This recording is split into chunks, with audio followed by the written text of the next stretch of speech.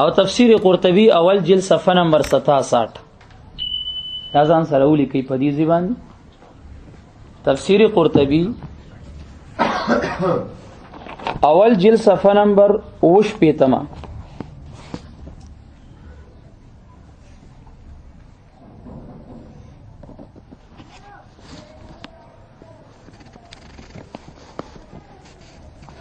اوی چې ګورا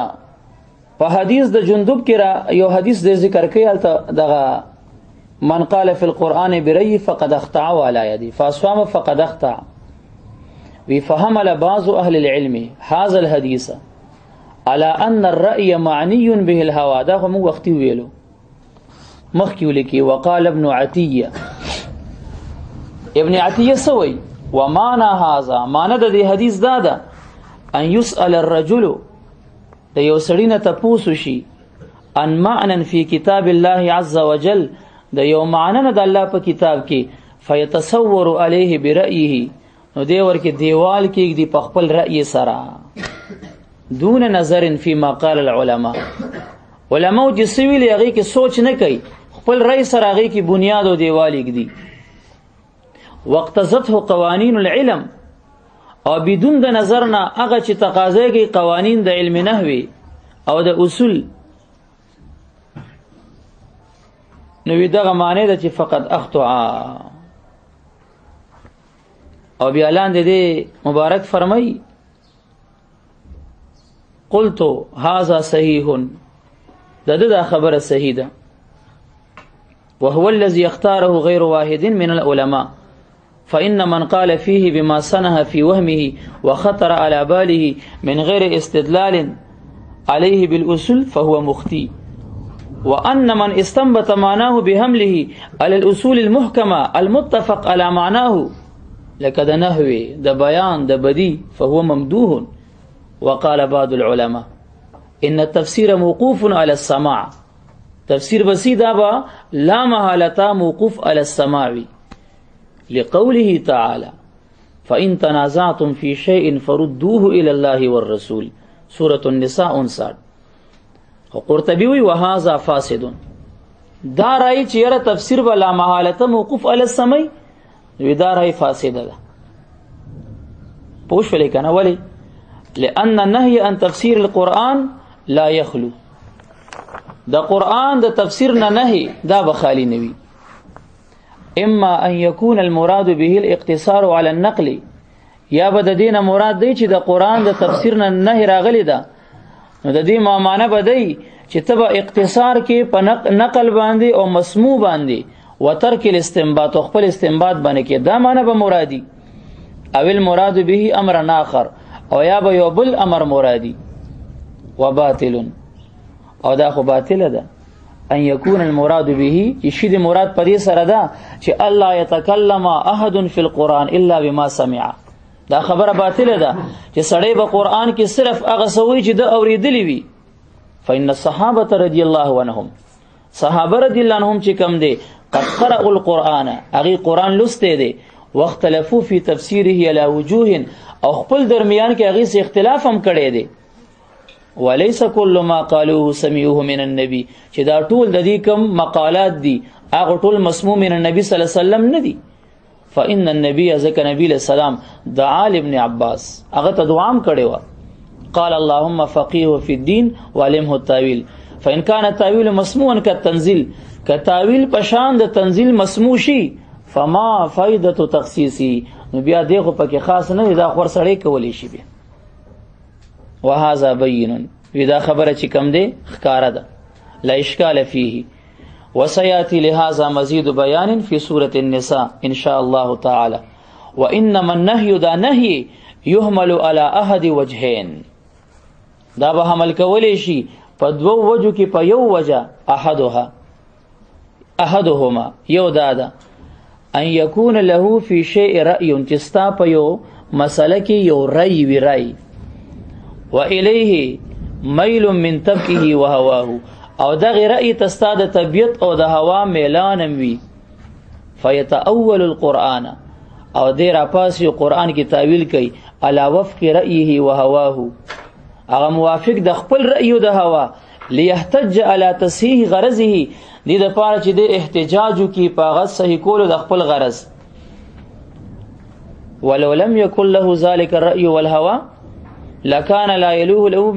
من القرآن ذلك المعنى. کله د هوا او سمیلان یو مسلې ته نو بیا دغه معنی ورته قرآن کې نه ښکاره کیږي، خو یو عقیده بیکاره لري د هغې دپاره د اوس قرآن کې شواهد او دلیل ګوري لګیا دی. هغه مذهب مطبوع ګرځولې، قرآن او تفسیر تابع ګرځولې وي.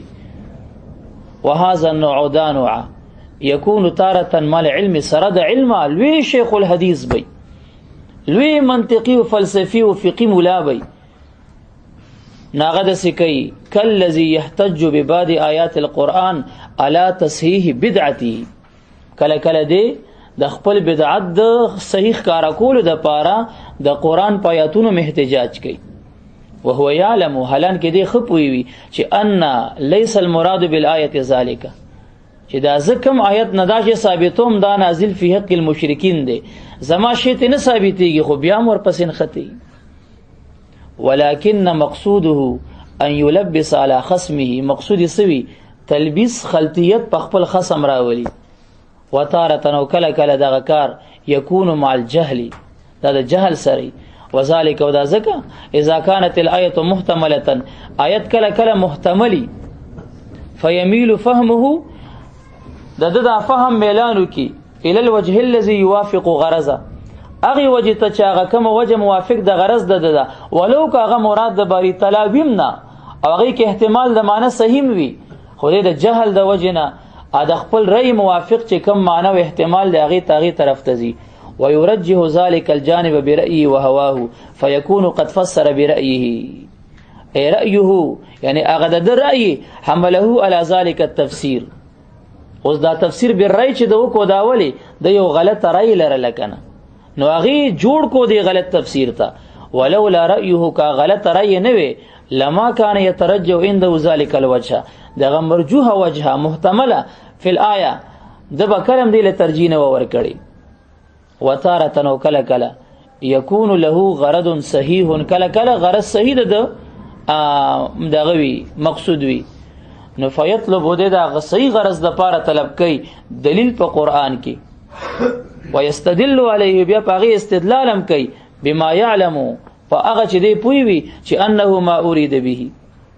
کما يدعو الى مجاهده القلب القاسي. لکه یو سړی دعوت ور کوي چې جهاد کوا د سخت زړه سره، یو پیر صاحب دی دعوت ور کوي ستا مجاهدی د قلب قاسی ته، فیقول او دی مرید ته وی قال الله تعالی اذهب الى فرعون انه طغى، فرعون ته ورشه هغه سرکشي کړې ده او قلب یادې. ويشير الى قلبه ويؤمي الى انه المراد بفرعون، دی آیت کې د فرعون نه مراد د قلب قاسی دی. وهذا الجنس د داسې شیزونه، اوس مقصد صحیح دی، لګیا دی د قلب قاسی مجاهدی ته دعوت ور کوي، خدا کار ټیک نه دی، روانه دی. دا آیاتونه دلته مفټ کوا، دا کار سلفو کې چانه دی کړي. وهذا الجنس قد يستعمله بعض الوعاظ في المقاصد الصحيحة تحسينا للكلام وترغيبا للمستمع، وهو ممنوع لأنه قياس في اللغة وذلك غير جائز. وقد تستعمله الباطنية، باطنية یو گمراه ډله ده چې هغې د قرآن ظاهر بالکل نه مني، د شریعت بالکل 100% مخالف روان دي، باطنیه متصوفه. وقد تستعمله الباطنية في المقاصد الفاسدة لتغرير الناس ودعوتهم إلى مذاهبهم الباطلة، فينزلون القرآن على وفق رأيهم ومذهبهم على أمور يعلمون قطعا أنها غير مرادة. بهرحال فهذه الفنون أحد وجه المنع من تفسير بالرأي. دا چې ما درته ذکر ک نو دا تفسیر بالرأي چې ممنوع دی، نو دام ته نه یو قسم دی. مسله باندې پوښولې، نو دې کې به تاسو ډېر احتیاط کوئ. دا شی ډېر اوږد دی، خو صرف د سلف احتیاط به درته لږ ذکر کم، دا مختصر غوندي. په دې صفحه یو کم اویا باندې وی قال ابن عطیه وکانه جلة من السلف الصالح،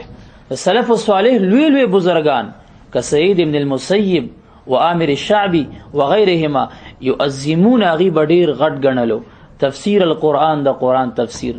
ويتوقفون عنه او دیبت نزان ساتلو توقف به کولو تورعا ازروی تقوا و احتیاطا او ازروی احتیاط لانفسهم د خپل نفسونو ما ادراکهم و تقدمهم سره داغي چې دي ته خو ادراک او علم داغي حاصلو او تقدم ورته حاصلو دار چانه پدې کې وړاندیو بیا هم ځان ساتلو او نن سبا پنځپیر کې او گنج کې او ثوابه کې او تاکال کې بل ځای کې سه به ترجمو کی او بس بیا را پاسې هغه څومره ډاډوي څومره جرأتمندي قال ابو بکر الانباری وقد كان الائمه من السلف الماضي د تیری زمانی سلف چې یتورؤون غیب ځان ساتلو ان تفسیر المشکل من القرآن چې کوم به د قرآن مشکلاتو د غیر تفسیر نه به ځان ساتلو فبعض نو بعضی بس کول یقدروا هغه به تقدیر لګولو چې ان الذي يفسره چې دا زکم تفسیر کوم لا يوافق مراد الله عز وجل نفيهجم وين القول د قول نه بچب شو وبعض يشفق من ان يجعل في التفسير اماما او بعض به یریدل چې اسنه تفسیر کې ماته سو کې امامونه وي ټوله غاړه زما بند نشي يبنى على مذهبه ويقتفى طريقه نو بیا اخر کې سوي وعن ابن ابي مليكه قال سؤال شو ابو بکر صدیقنا رضی الله عنه ان تفسیر حرف من القرآن د قرآن د یو حرف ته پوز د صدیق اکبر صاحب نه وشو فقال غورت وی چې ایو سماین تذلنی کم اسمان با ما باندې سوریو کی و ایو ارض تقلنی کم ازمک با ما پخپل شا پریدی و اين اذهب چرته بلاړ شمزه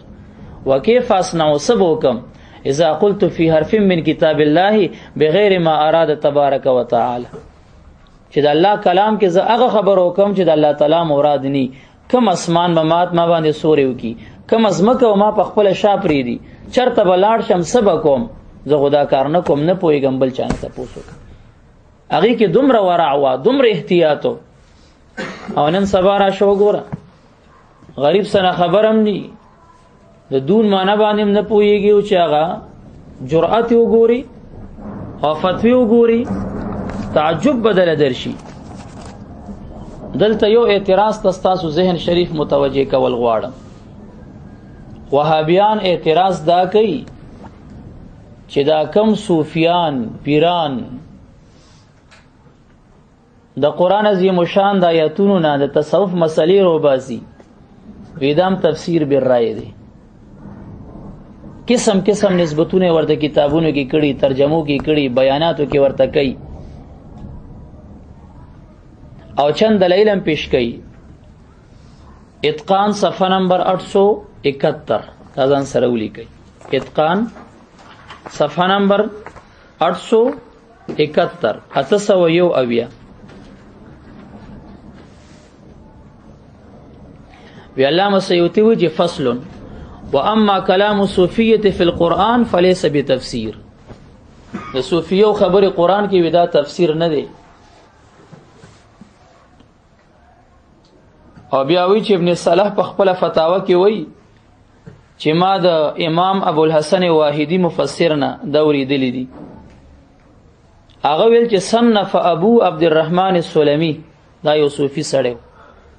ابو عبد الرحمن السلمی هغه یو تفسیر لیکلو حقائق التفسیر په نوم باندې هغه کې د تصوف باریکی مسلې ذکر کړي وي استدلال د آیاتونو نه کړو ابن صلاح وی چې امام ابو الحسن واحدی وی فإن كان قد اعتقد ان ذلك تفسیر وی کدی ابو عبد الرحمن السلمی دا عقیده ساتلی چې دا ما څه ذکر کړي د دې آیاتونو تفسیر دی فقط کفر دی په کافر شوی دی وګوروي د صوفیو خبرو ته به تفسیر نه وي وی کدا تفسیر غني په پدې سړی کافر کیږي او بیا وی چې وقال النصفی لاندې وی امام نصفی صاحب د کنز عبد الله ابن احمد ابن محمود النصفی صاحب د تفسیر نصفی صاحب د العقائد النصفیه چې دا شرح پاغي لیکل شوی دا شرح العقائد النصفی عقاید نصفی دا غو د نصفی لوی سړی دی حنفیو هغه وی النصوص علی ظاهرها نصوص به عمل کې پس باندې په ظاهر خپل باندې والعدول عنها الى معان او ادل کول د دینه هغه معناګانو ته یدعیها اهل الباطن چې اهل باطن دعوی کوي الحاد ودا غو زندقیت دی دا غو الحاد دی بی دینی ده او تفتازانی په شرح د عقاید نصفی کې وایي چې سمیت الملاحده باطنیه ملاحده یو ملحده ډله هغه ته باطنیه وایي لادعائهم ذکر هغه دعوه کوي چې ان النصوص ليست على ظاهرها کل نصوص په خپل ظاهر باندې حمل ندي بل لها معان باطنیه بلکې دا باطنی معناګانې لري لا يعرف الا المعلم دی باندې پوهان معلمین پوهیږي وقصدهم بذلك او شرقیت کې وی چې قصد دی ملاحدانو د باطنیه ډلې بذلك نفي الشریعه بالکلیه دې د سر آیت په ظاهر حمل کینا هر آیت کې د باطنی خبره را منډي نو دې نفي د شریعت بالکلیه کوي نو دا کافر دي نو بیان مدر توحید د صوفی قول ته اعتبار په تفسیر کې نشته دي او دا بعضی سادهګان دیوبندیان چې هغه د خپل اکابرو کتابونو نه خبر نه غیبه درته هم وي هغه ته خلنده کې بیان القرآن راواله مسائل السلوک هر آیت باندې تنویس سے پدې همیش لګولیو کا جواب بوادر النوادر ورته راواله تکشف راواله تشرف راواله قرآن او حدیث نه تصوف مسائل غ ثابت کړي ايده الحاد او ايده زندقیت او ايده بيدینی و خپل مشرم نه معاف کې د چيله بچي دی ځان نه جوړ کړي کس کې نو او هر چې دغه دی وابیان تا دا پیش کې ودا تا جسه پیش کو آیت دې که حدیث دې دا مناظرانه ذهن بیخه او دا چې حیران شو جوابونو کتابونو پسې ګرځیدا لیونو کاری دا اصول کلک یاد کا کنه هغه وی چې قران او حدیث نه خو د مولیانو د خلکو خبرو ته اعتبار نشته دا تا چې دا خبره پیش کړي د صوفي یو کلام او خبرې په تفسیر کې معتبر نه دی تفسیر نه دی دا آیت دې که حدیث دی دا څه دی وی دا کمی سفاره آیت دی راته ویلو جی دا د ذخیرۃ الحدیث کې دا کم کتاب د حدیث او حدیث دی راته ویلو جی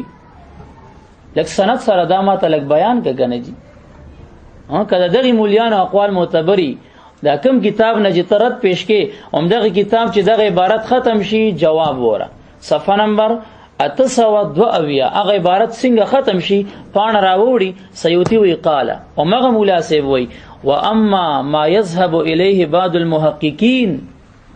هغه چې بعض محققین ورته ذهاب کوي لکه محمود علوسی یو رکو د علم ظاهر ترجمه وکي او بیا علم باطن نه پیرولېږي من باب الاشارات او یا لکه اسماعیل حقی راواله رحمه الله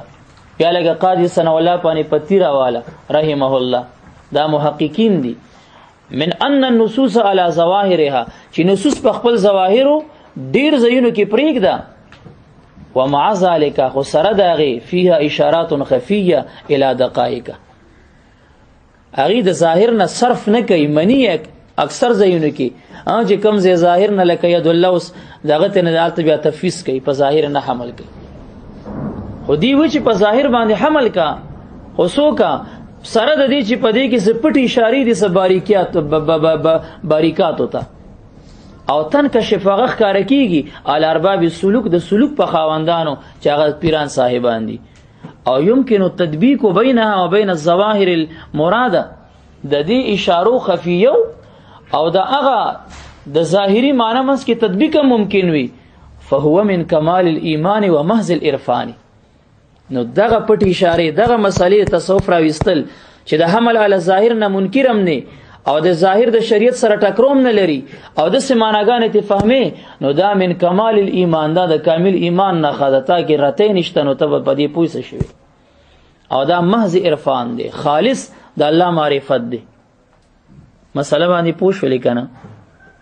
نو بیا حدیثونه مراچولي خو زه به د هغې باره کې صرف روح المانی ته ورشم چې هغه ایمان افروز خبرې کړي ایمان افروز محمود علوسی رحمه الله عجیب محقق سړی دی نو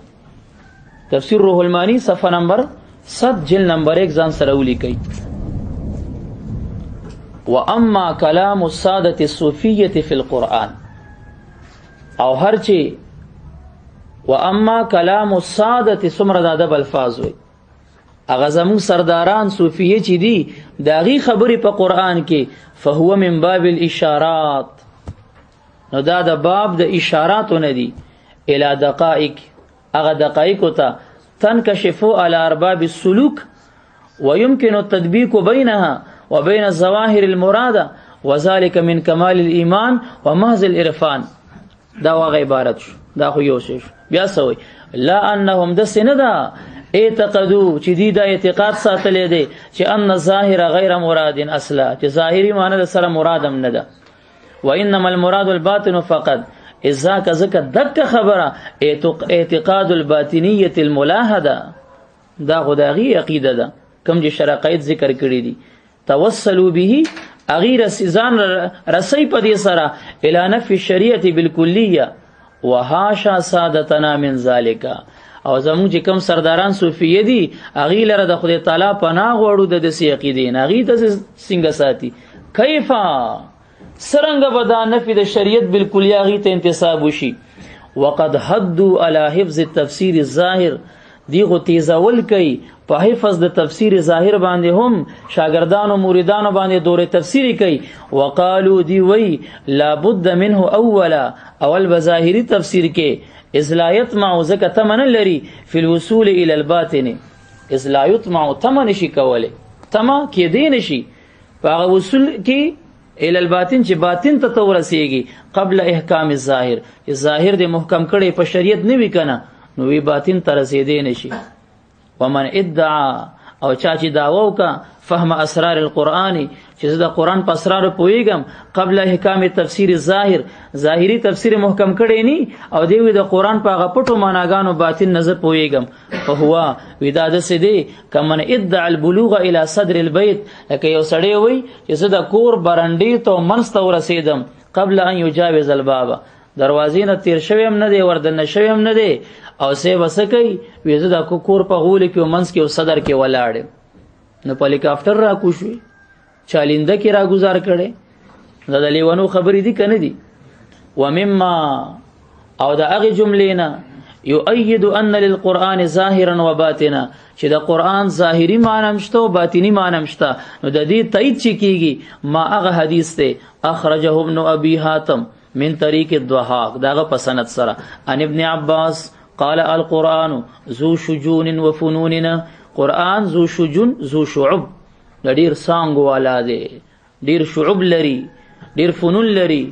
او ظهور و بطن لري. لا تنقضي عجائبه ولا تبلغ غایته، فمن اوغل فی سوک چې دن شو پدې کې برفق په نرمه سره او افراط نه کار نه غستو نجا، ومن اوغل فيه بعنف هویه هلاک شو.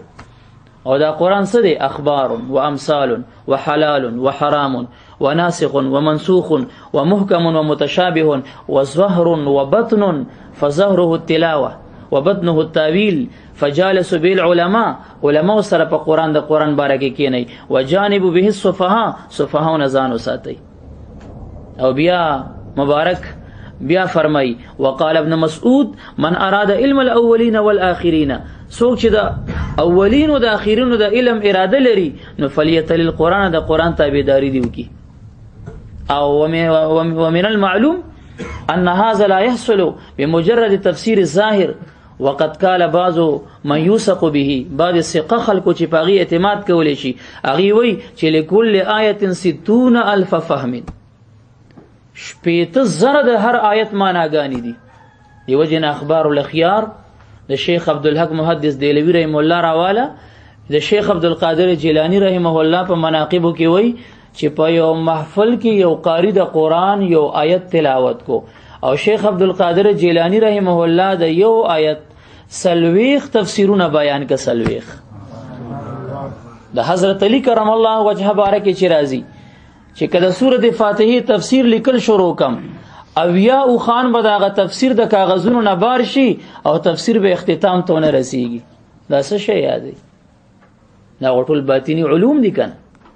وروي عن الحسن قال قال رسول الله صلى الله عليه وسلم لكل آية ظهر وبطن ولكل حرف حد ولكل حد مطلع. قال ابن النقيب ان ظاهرها، ظاهر صدق چې ظهر ما ظهر من معانيها لأهل العلم بالظاهر، اغدغشو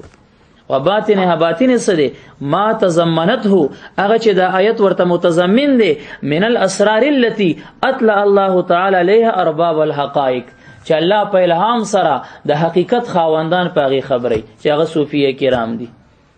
ومعنى قوله ولكل حرف حد أن لكل حرف منتهى فيما أراده الله من معناه. ومعنى قوله ولكل حد مطلع أن لكل غامد من المعاني والأحكام مطلعا يتوصل به إلى معرفته ويوقف عن المراد به.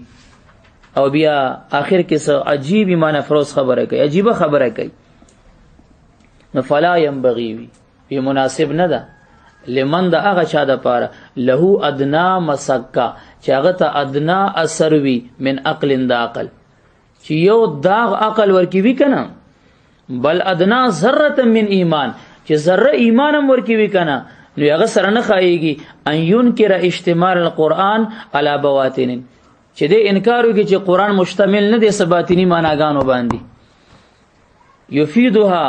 چې هغه راتوي المبدأ الفیاض هغه فیض ورون کې ذات علا بواطنی په باطنونو منشاء من عباده دا هغه چا چې را دیو شي داغي په باطن راو ویا لیت شعری کاش کې زه پوي وي چې ما ذا یسنو المنکر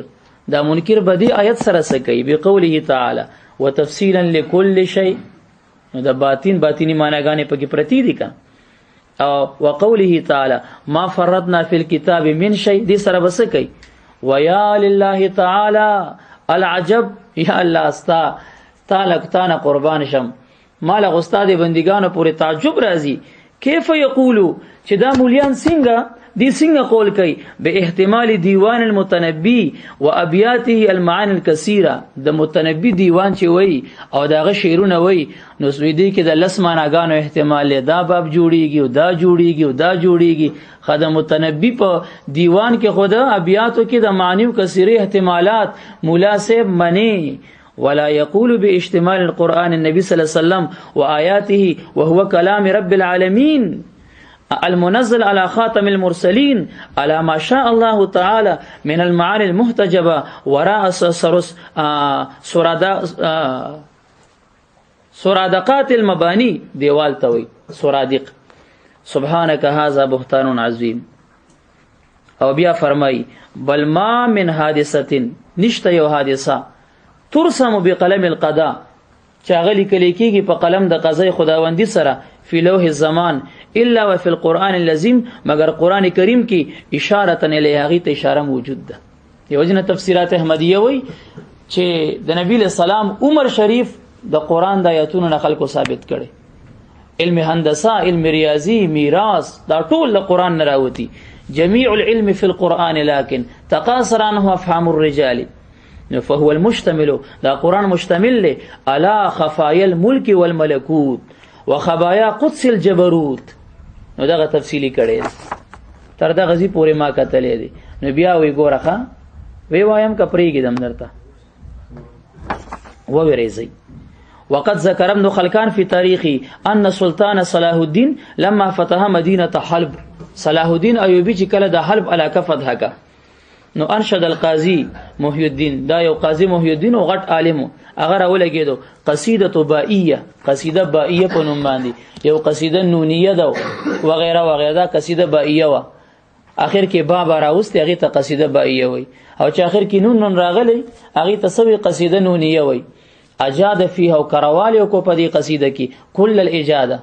وکانه من جملتها قصیده بائیه کی یو دا ویلو وفتح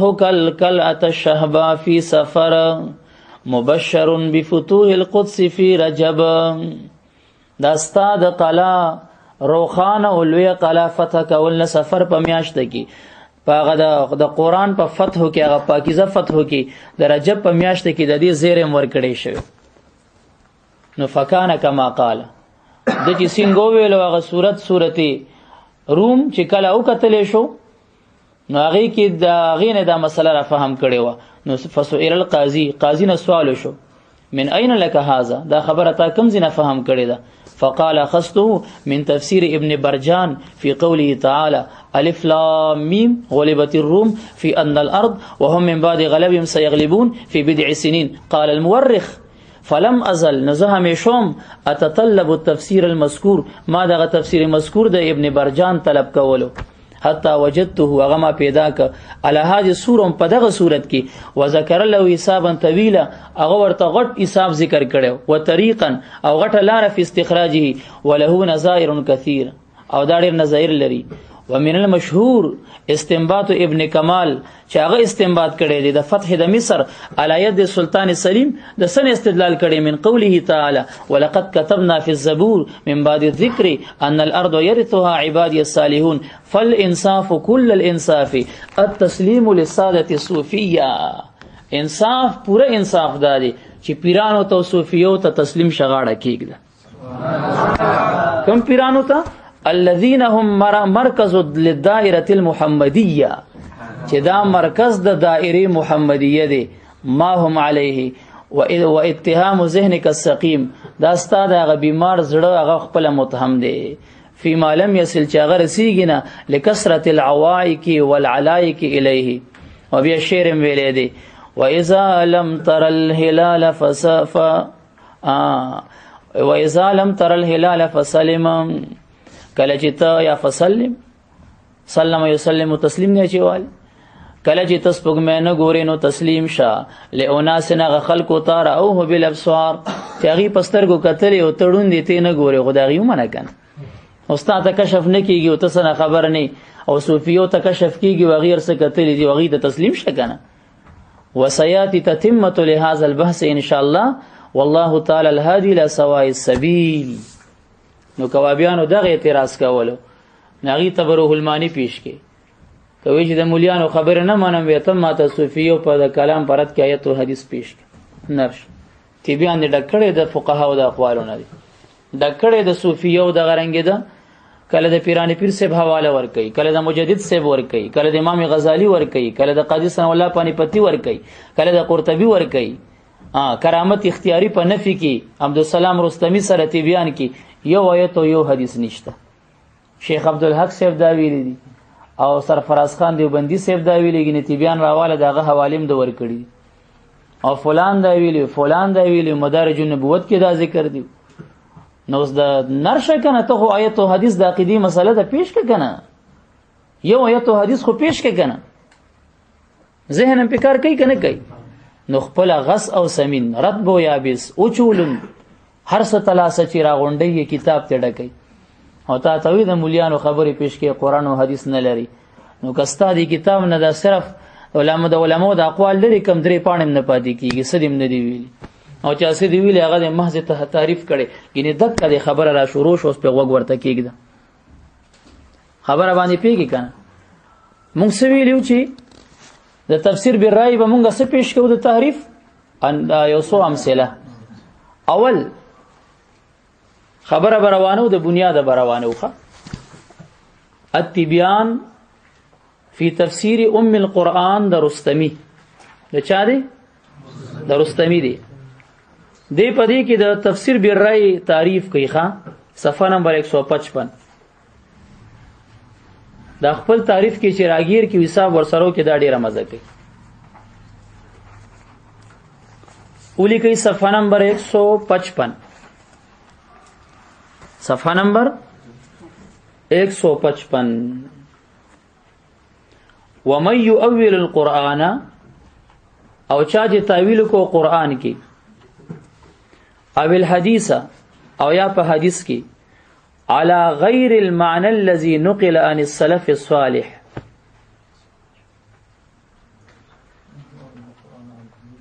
على غير المعنى الذي بغیر د هغه معنی نقل چې هغه نقل شوی د سلف الصالحین نه ويثبت به الشرك وجدي په شرک ثابتي والكفر والضلال او کفر او ضلال په ثابتي والبدعه او بدعت په ثابتي فهو داخل دي في التفسير بالرأي الذي نهى عنه صلى الله عليه وسلم کفر او شرک دې زمون وسیلې ته او استمداد ته علم غیب دغه ته وی کنه او مطلب دا دی چې چا د قران او د حدیث دسه معنی بیان کا د سلف صالحین نو بیان کړي دسه تفسیر تیرا فهم کا چې سلف صالحین نو فهم کړي دا تفسیر بالرأي دی دا څه دی تفسیر بالرأي دی خرازه اول د تفسیر مطابق هم د سری حساب شروع کو عمدہ تبیان ځان سره ولیکي صفحه نمبر 18 اتلسمه صفحه د ځان سره ولیکي ښه صفحه نمبر اتلسمه د تعوذ او د بسم الله بحث دی چیړي پنځم باب چې لګی نو فی تفسیر الاستعاذه من الشیطان الرجیم وفيها فصول نو حکم بیانې او مقام بیانې او معنی بیانې او چې معنی بیان کې لغوي و غیره نو بیا وی چې التفریع رستمیه بیا ور باندې خپل تفریع ذکر کوي ښا اقول بیا کتاب ګوري ز په تیز تیریږم أقول إن الله تعالى أمر بأوامر التوحيد وأفعاله في كل موضع وسورة لينكشف الغطاء ويجتنب كل واحد عن مدار الشرك ويتشبث بأزيال التوحيد فمنها أنه تعالى أمر بالاستعاذة به تعالى لا بغيره في مواضع من كتابه منها قوله تعالى في الأعراف خذ العفو وأمر بالعرف وأعرض عن الجاهلين وإما ينزغنك من الشيطان نزغ فاستعذ بالله إنه سميع عليم ومنها قوله تعالى في سورة المؤمنين وقل ربي أعوذ بك من همزات الشياطين وأعوذ بك ربي أن يهدرون ومنها قوله تعالى في هاميم سجدة وإما ينزغنك من الشيطان نزغ فاستعذ بالله إنه هو السميع العليم ومنها سورتي المعوذتين قل أعوذ برب الفلق أو بيا من شر ما خلق السورة وقل أعوذ برب الناس ملك الناس السورة فعلم بمعلومة شوى من هذه الآيات ان فی وقت الشدائد والتکالیف چې سختی راشي تکلیف راشي ونزغات الشیطان د شیطان وسوسه راشي ونفسات السحرة دغه پوکیو جادو راشي وشر الحاسدین راشي